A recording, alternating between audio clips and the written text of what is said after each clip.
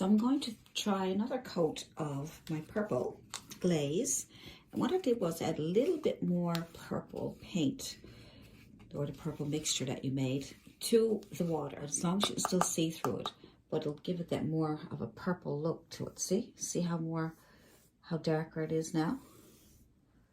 Right? So sometimes you have to adjust, you know, your glaze, right? To make sure that, I'd rather do a really thin glaze first in order to see if that's what I'm looking for. And then if it doesn't come out to the color that I want, then I will add more of that color to my water, and then I will get a deeper and a more coverage. But you can still see through it. You can still see your painting. See? Really nice.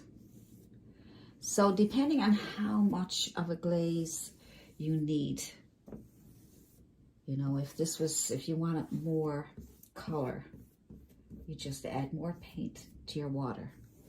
You could keep the old water, and if you have to start fresh, then you would add your water and you just add more paint than you did before.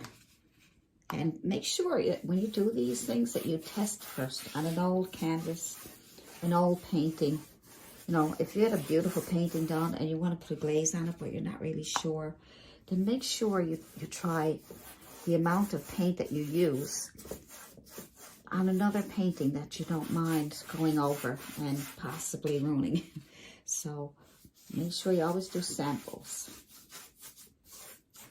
See how nice that is? Became even more purple without destroying anything. See? Look.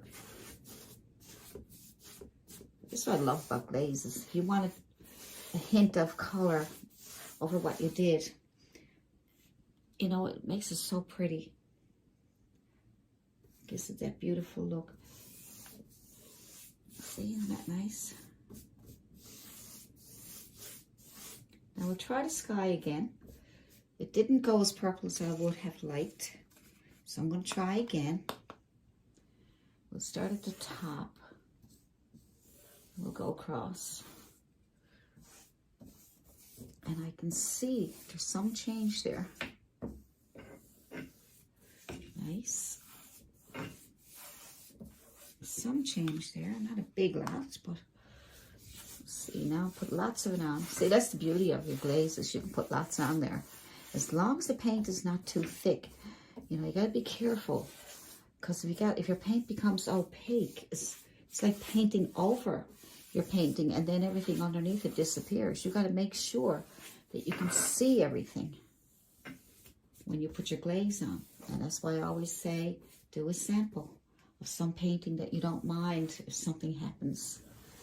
That way you can measure the amount of paint that you put in your water, and then you'll know that that's how much you need. Now, it dries fast, so you got to work fast, right? Because if you don't, you're going to get these streaks. There we go. See, I'm still going over it like that, right? Look at that. All right, that's a little bit more down here. Come back here. It doesn't make a big change to the sky. I could add more paint to my glaze, but I'm not sure if I want to. It's kind of like the way the sky looks. Like I said, it doesn't have to be exactly the same as your picture. But if you're trying to get at least a hint of purple, because that's what's in the picture, that's fine, because the water changed really nice. Because it was already a nice purplish color there. But the sky had more blues and pinks. So this is why you're just getting a bit of a purplish haze, or you're not getting it too purpley. But the sky is going to be a little brighter than the water anyway.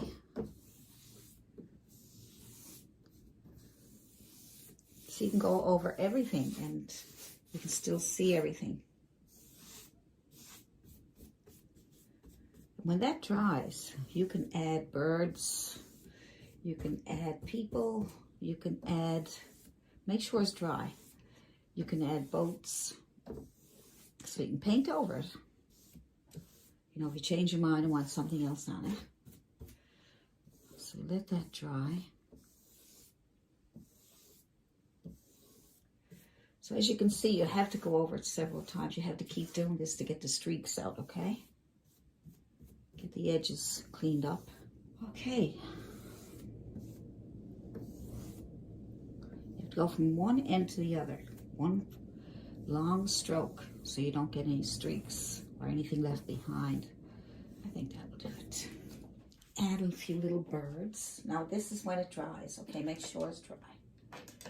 And when it dries, you can add some little birds.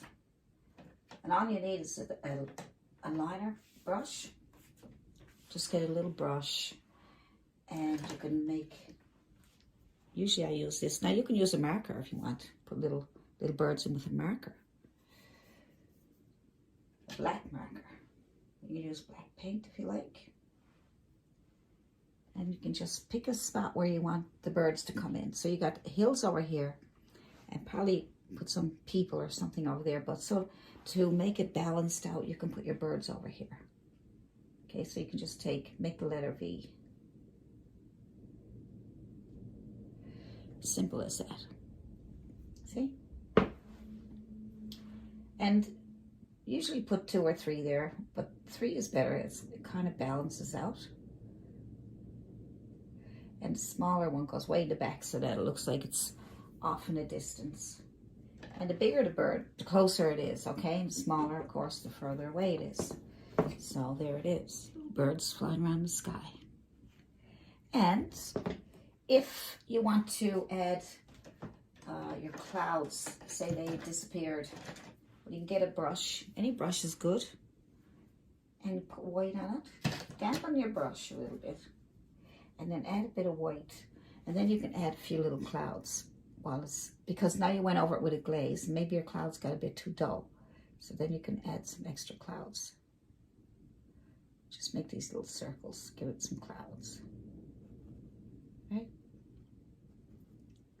Depending on where you want the clouds and how many you want. Just let them float around there.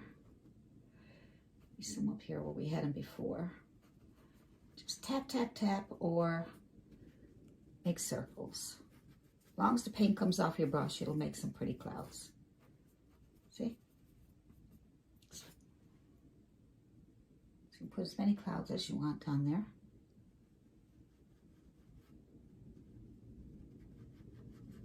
Just pull it out on the side there. And then you can scrub it on the bottom, but keep the top, just so it seems like it's in with the sky, okay? And then whatever's left over on your brush, you can make some of these distant, soft clouds. Just floating around there. See? You can barely see them because, I mean, ever look up in the sky and you see this, you see clouds there, but you know they're very, very, you can almost see through them.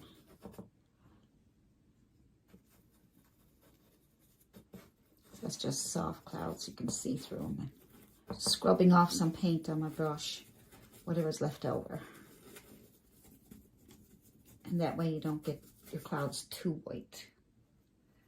Move that around a little bit. Soften up the bottoms a little bit. Keep the tops. Move those clouds around a little bit. And scrub off whatever's on your brush just to get some soft clouds. And you can also add some more white to your waves, because your waves now turned a bit purplish. So now you can add back some of these white tops on your waves.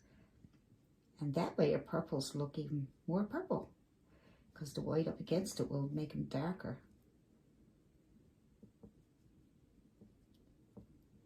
See?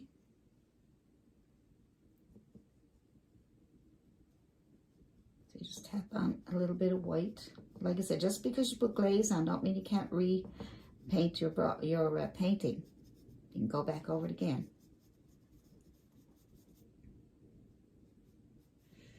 Right, so it depends on how much white you want there.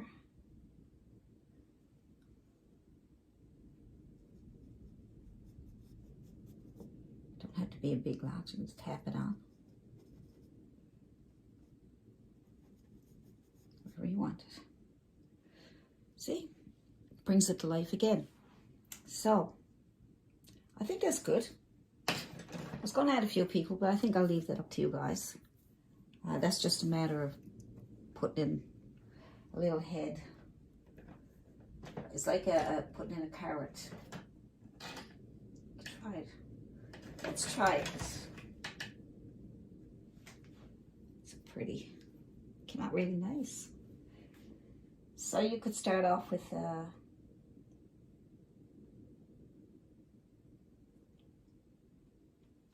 let's put some so there is our glaze on top of our seascape beach, and I hope you liked it today. And if you like it, give me a nice comment and subscribe, and I'll see you in the next video.